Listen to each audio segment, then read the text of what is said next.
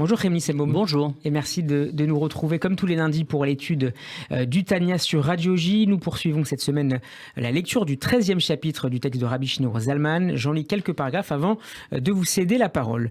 Même celui qui n'aspire qu'à la Torah de Dieu, qu'il étudie jour et nuit l'Ishma sans autre but que l'étude, son comportement n'est pas une preuve que le mal ait été délogé en lui. Il se pourrait toujours que son essence et sa substance soient dans leur pleine force dans la partie gauche, avec cette différence que ses vêtements, la pensée, la parole et l'action de l'âme animale ne sont pas revêtus dans le cerveau, la bouche, les mains et les autres parties du corps, parce que Dieu a donné à l'esprit la suprématie et la souveraineté sur le cœur. C'est pourquoi l'âme divine dans l'intellect gouverne la petite cité entière, c'est-à-dire toutes les parties du corps, en faisant un habit et un véhicule pour ces trois vêtements, la pensée, la parole et l'action des 613 commandements de la Torah. Néanmoins, en essence et en substance, l'âme divine chez le Benoni n'a pas de prépondérance sur l'âme animale, sauf quand son amour pour Dieu se manifeste dans son cœur en des occasions propices telles que celles de la prière et d'autres occasions semblables. Je m'arrête là, Rémi Selbaum, pour vous céder la parole. Bien, encore une leçon de modestie en réalité. Encore une fois. Encore une fois, oui. Et je crois qu'on en a bien besoin, particulièrement dans les périodes où nous vivons. Nous observons un homme qui a l'air parfait. Alors bien sûr, ça s'applique à soi-même d'abord, en premier chef. Nous observons quelqu'un qui a l'air parfait, dont le comportement est exemplaire. Un homme qui est très réellement et sincèrement exemplaire, qui fait tous les efforts du monde. Alors sincèrement, bien sûr, au regard de la tradition juive, autrement dit, il consacre sa vie à l'étude. Rien d'autre n'est important pour lui, même s'il peut par ailleurs avoir une occupation profane, bien sûr, mais en tout cas, sa vitalité, son enthousiasme, son élan, tout cela est consacré à l'étude. En dehors de l'étude, il est exemplaire dans son comportement quotidien, dans son attitude avec son prochain, quel qu'il soit, sans distinction. Mais c'est pas suffisant, Rémi Selbaum. Non, et même si sa prière aussi en fait un modèle pour toute la communauté, bien tout cela ne suffit pas. Pourquoi ? Eh bien parce qu'on s'interroge sur ce qu'il y a à l'intérieur. Et c'est un petit peu le cœur même de la doctrine que présente le Tanya qui est donné ici.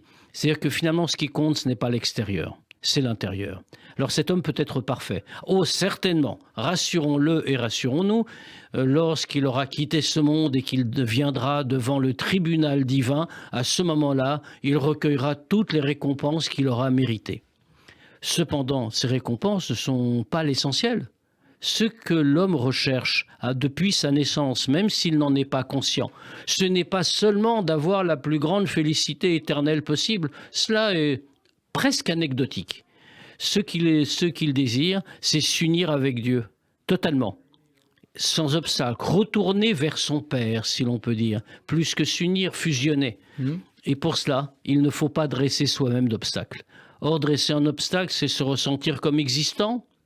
C'est cela que cela veut dire. Cela veut dire, comme on l'a dit, ne pas être parfait à l'intérieur. Alors, qu'est-ce que c'est qu'être parfait ? Qu'est-ce qui lui manque finalement à cet homme qui a l'air en apparence, et en tout cas si on s'intéresse simplement à ses actions extérieures, pas très loin de la perfection spirituelle. Absolument. Oh, il l'a totalement atteinte, si on regarde de l'extérieur. Et d'ailleurs, il est très probable... Il bluffe pas, si vous me permettez l'expression. Non, tout à fait. Et il est très probable d'ailleurs, et à tout à fait juste titre, que autour de lui, dans son entourage, les gens qu'il connaissent le considèrent comme un sage, comme un juste parfait, et le citent en exemple.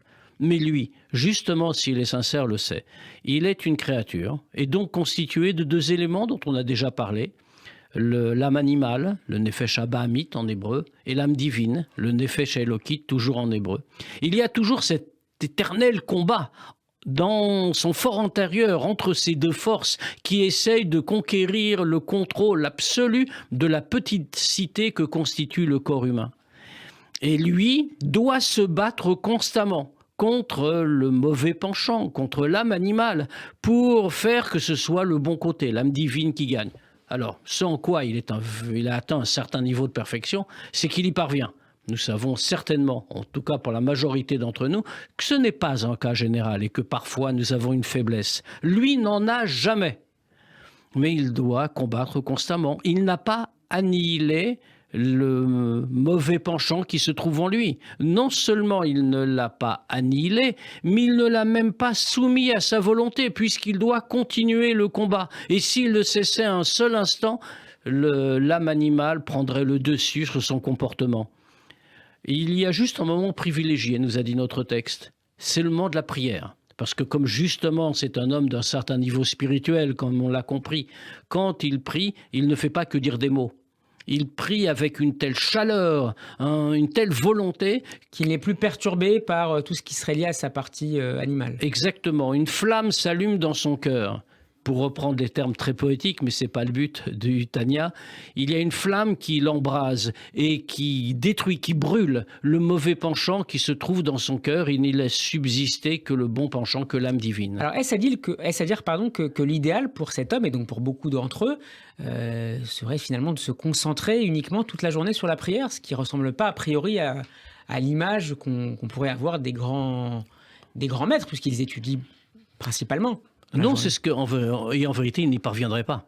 S'il devait s'y concentrer toute la journée, il n'aurait pas les moyens de la soutenir. Autrement dit, il doit l'arrêter. La prière est un moment qui doit lui permettre de saisir cette force et de la répandre ensuite sur la journée qui vient. Mais cela, pour lui, c'est un combat. Et ce combat est littéralement héroïque, puisqu'en fait, d'une certaine manière, il combat contre lui. Il n'y a pas une puissance extérieure qui se trouve en lui, c'est lui-même. Et il n'est pas schizophrénique. Exactement. C'est ce que nous sommes tous en réalité. Nous sommes constitués de bien et de mal, mais nous devons choisir le bien. Et nous devons mener ce combat. Alors le Tanya nous dit, voilà, cet homme ne doit pas se tromper. Il ne doit pas croire, surtout pas qu'il y est arrivé. Il en est très loin. Il est arrivé à un degré enviable pour la majeure partie d'entre nous. Le croire, c'est prendre le risque de tomber à un moment. Exactement. Il croira alors qu'il n'a plus rien à craindre, qu'il peut même faire aller au-delà de tout cela et transformer le mal autour de lui, ce qui serait une erreur dramatique. Il doit se connaître, c'est un impératif. Il doit savoir où il en est, en être conscient. Et donc ne pas s'appuyer, ne pas croire aux compliments ou à l'image très positive et qu'on pourrait lui renvoyer en permanence. Exactement. Et c'est pour ça d'ailleurs qu'on observe que notamment les disciples de Rabbi Shneur Zalman ont toujours refusé qu'on leur témoigne le moindre honneur particulier, comme on a l'habitude de le faire simplement pour des sages, pour des maîtres, etc. Ils ont toujours refusé cela. Parce que on sait très bien que c'est une pente glissante. Bien sûr, même si l'hommage est normal, et même s'il est attendu, et même si les gens sont heureux de pouvoir le rendre. Mais malgré tout, celui qui le reçoit est d'une certaine manière remis en cause. On nous raconte une anecdote à propos d'un disciple du Baal Shem Tov, qui était devenu lui-même un maître connu, et qui un jour a été reçu dans des villages juifs qui existaient en ce temps-là.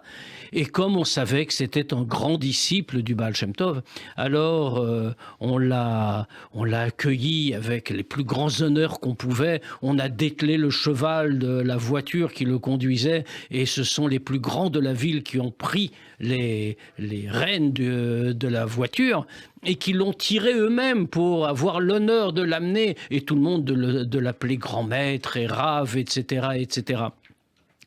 Puis ensuite, on l'a laissé se reposer, bien sûr, il descend de sa voiture et a été dans la chambre qu'on lui avait préparée.